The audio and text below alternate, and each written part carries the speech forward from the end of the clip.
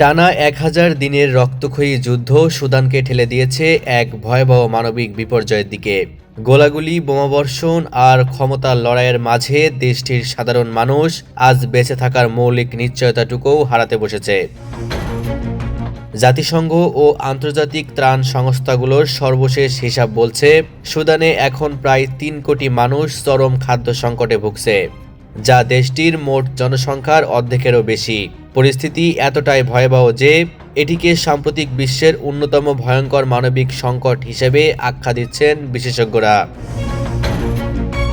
২০২৩ সালের এপ্রিলে শুরু হওয়া এই যুদ্ধ এখন ১,০০০ দিন অতিক্রম করেছে। সুদানের সেনাবাহিনী ও আধা সামরিক আরএসএফ বাহিনীর মধ্যে ক্ষমতার দ্বন্দ্ব ধীরে ধীরে রূপ নিয়েছে পূর্ণাঙ্গ গৃহযুদ্ধে। রাজধানী খার্তুম থেকে শুরু করে দারফুর, কুর্দোফোন ও নীল নদ অঞ্চলে প্রতিদিনই চলছে সংঘর্ষ। এর সরাসরি প্রভাব পড়েছে কৃষি উৎপাদন, বাজার ব্যবস্থা ও খাদ্য সরবরাহে। বহু কৃষি জমি যুদ্ধক্ষেত্রে পরিণত হওয়ায় ফসল উৎপাদন প্রায় ভেঙে পড়েছে। বন্ধ হয়ে গেছে গ্রাম থেকে শহরে খাদ্য পৌঁছানোর স্বাভাবিক পথ। যুদ্ধের সঙ্গে সঙ্গে সুদানে তৈরি হয়েছে বিশ্বের অন্যতম বড় শরণার্থী সংকট।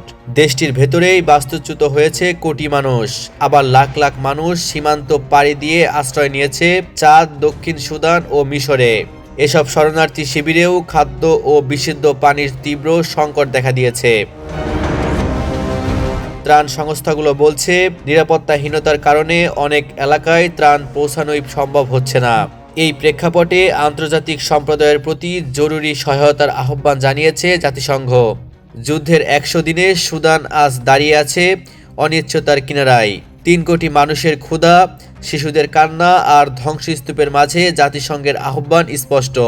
এখনই পদক্ষেপ না নিলে এই মানবিক বিপর্যয় ইতিহাসের আরও ভয়াবহ অধ্যায়ে পরিণত হবে।